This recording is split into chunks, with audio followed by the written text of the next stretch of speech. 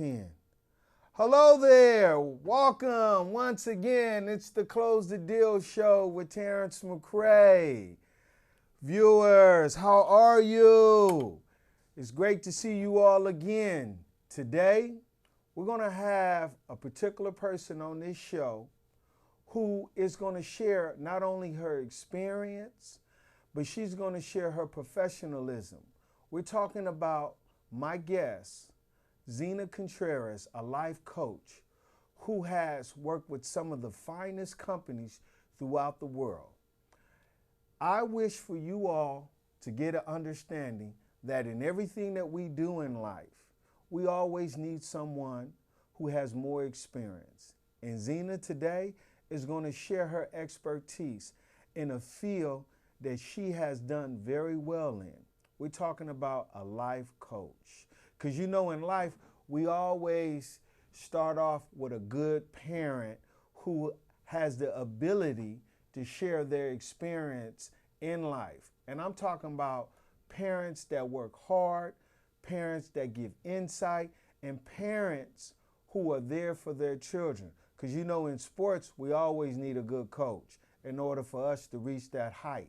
And I'm talking about that level where they compete for a championship. And today, Zena's going to share with you all that good insight. Hello there, Zena. VIA Hello. Skype from Los Angeles. Hello, Terrence. I love your energy. Boy, you're so on point. Everyone needs a good coach. Everyone needs someone to inspire them. Everyone needs a tribe of people that will help them move them to the next level.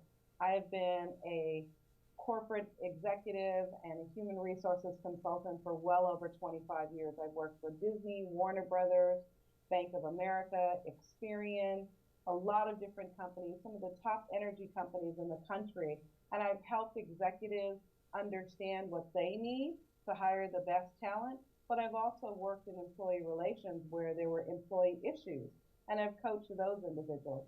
I've taken all of that experience and all of my practical education and my knowledge and all the studies that I've done, and now I'm doing life coaching. And I'm helping people navigate, get out of the darkness, uncover the hidden agendas and all those blockages that are in their life so that they can start to live the life that they desire and require. Wow, that sounds so wonderful. So, Zena, could you let the viewers know that when you work with former employees, you know, one particular question that comes to mind is, how is your life speaking to you when you ask these people that you're working with this particular question? How is your life speaking to you at this point? Absolutely. I always start off with that question. How is your life speaking to you?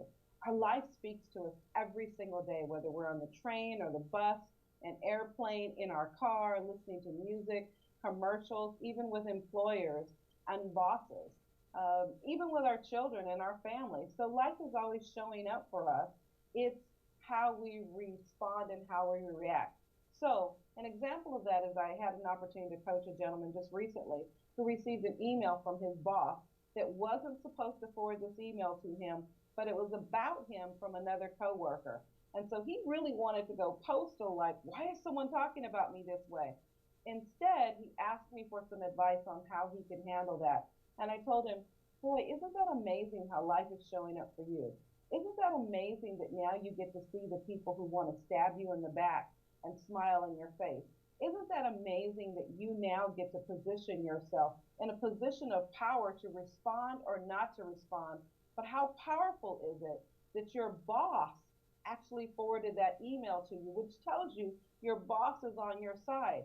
Look at it a little bit differently. Don't just react to the situation. Take a look and see what really is speaking to you, how life is speaking to you, and how you can respond. Because how we react is 90% of the problem. So, are these type of issues regular in corporate America? Absolutely. I work for Disney and I work for one of the toughest bosses that I've ever had to work for in my entire life. I actually considered it to be a little abusive. Just the mental strain that this person put on me is was a little bit overbearing. I would go home and I would take that out on whatever situation I was going through. This woman was the devil wears Prada times 15. She would look me up and down. She would look at how I would dress. She would look at how I would sit. She would look at how I would speak. And I think that what happens with people like that is there is a disconnect. There are some broken things going on that they are now manifesting in their work environment and they're getting away with it. There are just countless stories that I can tell you about working in entertainment. The woman who threw a stapler at another person, just craziness. And so what that tells me as a life coach is they are broken and they don't recognize how they are showing up in the world. And we need to coach them. I need to coach them to help them to see there's a different way of responding and reacting and just coming from a kind place. So when you were working with Disney, what was the actual issue that you found yourself addressing a client with where you asked the question, say for instance, how does the story serve or deflate you in a scenario that was created? Absolutely. So Disney is a very unique cultured environment.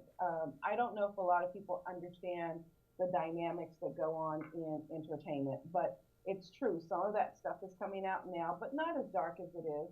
People would walk around the environment and they think that they came from an Ivy League school and they came from all of these great name companies, and they would walk in empowered and confident as to their skills, but the level of work that they would have to perform, the task, would sort of wear on them after a while, and the stress in those environments. So, it's very important to show people and to keep them motivated so that they understand their skills, they understand their gifts, talents, and abilities, and what they bring to the table.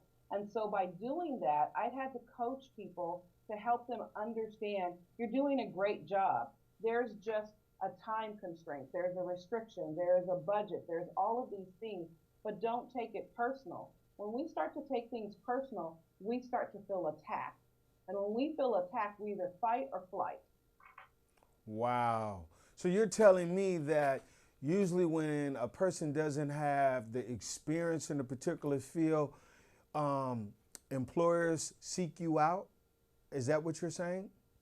I'm saying that in the corporate world, employers will seek out individuals because of the type of companies that they work for. So an example of that was Disney, is we would look at people that work for, back in the day, it would be big five CPA firms or Pepsi or other global companies. We would look for that brand recognition, and we would also recruit people from Ivy League schools. Now, does that mean that they're all qualified and they're all capable of doing the job? No. Every company has a certain pedigree. And so for me as a coach, I would then have to coach them to be successful in those environments. So would you ask the question, what are you seeking from these clients when they I come on board? Absolutely. When I would hire individuals, I would ask, what are you seeking? What are you looking to accomplish in the next 2 to 5 years? What are your goals? Because that really gives me some insight as to where it is that they want to go and how I can build a success plan around what it is that they want to do, whether that is stay with a company, a corporate company, for 2 to 5 years, or even stay there for 2 years, gain a certain level of experience, and move on. In the life coaching, what I like to do is I like to understand what it is that they're looking for. And a lot of people don't even understand that level. They're just like, I don't know, I'm just floundering with life and I don't know what my goals are. I don't know what my calling is. So again, I go back to that question. How is life speaking to you? Because there is an answer, even though you have a cloud over your head, there is an answer as to how life is speaking to you and how life is calling you forward in your life. So in actuality, it sounds like to me you like to keep the atmosphere in the corporate environment subtle to where everyone can work with one another. Is that what you're saying? Well, that's important. So keeping morale and a cohesive environment is very important to any bottom line of any company. So when you look at a company like Disney or you look at these large companies, they are run by facts and figures. It's all about the bottom line. It's all about the profit.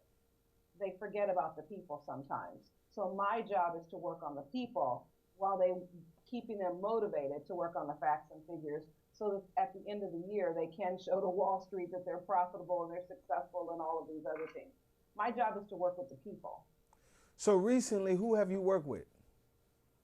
So I just completed a large engagement with Bank of America. Bank of America just rolled out a couple of new wealth products, and I had to hire a number of people for those particular products, but I had to train and coach those people on a life coaching basis. I've worked with people, I don't divulge my clients' names, but I've worked with some pretty top name people. I've worked with people who are very close in the entertainment industry. One person is a friend of a friend that knows Oprah Winfrey. Okay. I have worked with other people across the board. I just helped a woman just the other night who told me that her 13-year-old daughter was trying to commit suicide, and she felt like an unworthy parent and wasn't sure as to what she was doing. So we asked some simple questions to understand what actually was going on and what she was setting blinders to as to how her daughter's life was speaking to her. Nothing just happens in our life just today. Life is always speaking to us. So I want to remind people to start listening to life. Okay. Okay. So my next question to you, Zena, is, what is it that you believe makes a difference in the work environment as a life coach? What is it that you believe that can make a difference being a life coach in a work environment? Again, I go back to the people. We live in an environment where so many things on the internet, society, demographics, geographics, environment, government start to wear on us. And so we walk outside pretty dirty half the time because all of this stuff is just weighing on us. My job as a life coach is to help you clear that out, understand what the blockages are, understand what the stumbling stones are in front of you, so that we can move those out the way so that you can start living a really, really good life, whatever that means, if it's a thousandaire or a millionaire. But you have to understand that. And when you get clear as to what your gifts, talents, and abilities are, when you get clear as to what your passion and purpose is, then you can start to make some changes in your life, whether that's staying in corporate America, whether that's becoming an entrepreneur, whether that's becoming a talk show host, whatever that looks like, whether that's just becoming a hippy dippy out, writing poetry or making paintings or doing crafts, whatever that is. I believe that we were born with an innate ability to live a joy filled life. And so many people don't even know what joy is like. I'm here to remind them of that. Okay, well, give the viewers, as well as there's a lot of corporate people that watch my show. And ideally, they have a whole bunch of scenarios that they couldn't just openly share. Give an example of how you actually operate in solving that problem as a life coach, where a person does something but with the least amount of effort. Sure. So, one of the questions that I like to ask people is, tell me something that you enjoy doing with the least amount of effort. And I say, answer that question really, really quickly. Don't think about it, just spit it out. So I was doing some coaching with a woman in Florida, and she showed me three different versions of her resume. She's an IT person, worked for Universal, is doing real estate, has a part-time business.